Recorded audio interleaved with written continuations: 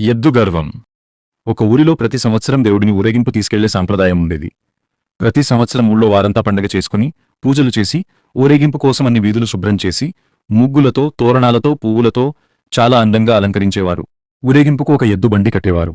ఆ బండిని కడిగి పసుపు రాసి బొట్లు పెట్టి పూలు కట్టి దాన్ని కూడా అందంగా అలంకరించేవారు. మరి ఆ బండిని తోలే ఎద్దు సంగతి చెప్పాలా? ఊళ్ళో అన్నిటికన్నా ఆరోగ్యవంతంగా బలంగా ఉన్న ఎద్దును ఎంచుకునేవారు. ఆ ఎద్దు చర్మం నిగనిగలాడేలా దానికి స్నానం చేయించి బొట్లు పెట్టి గంటలు కట్టి పట్టు వస్త్రాలు వేసేవారు. చాలా చూడముచ్చటగా తయారు చేసేవారు.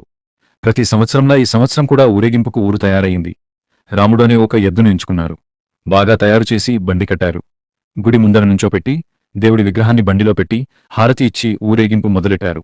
ఆ రోజంతా రాముడు ఎక్కడికెళ్తే అక్కడ మనుషులు వంగి నమస్కారాలు పెట్టారు. వెర్రి రాముడు ఇదంతా తనకి చేస్తున్న సత్కారం అనుకుని భ్రమపడ్డాడు. రోజంతా చాలా గర్వంగా, పొగరుగా కొమ్ములు పైకి పెట్టి ఛాతీ బయటికి పెట్టి నడిచాడు. తనలో తానే మురిసిపోయి పొంగిపోయాడనుకోండి. ఇక సాయంత్రంతో మళ్లీ ఊరేగింపు గుడికి చేరింది.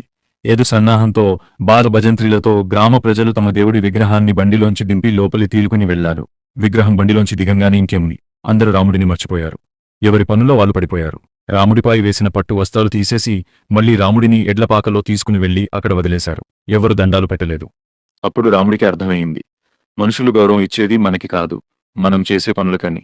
Like, share, comment and subscribe to Surfy Stories.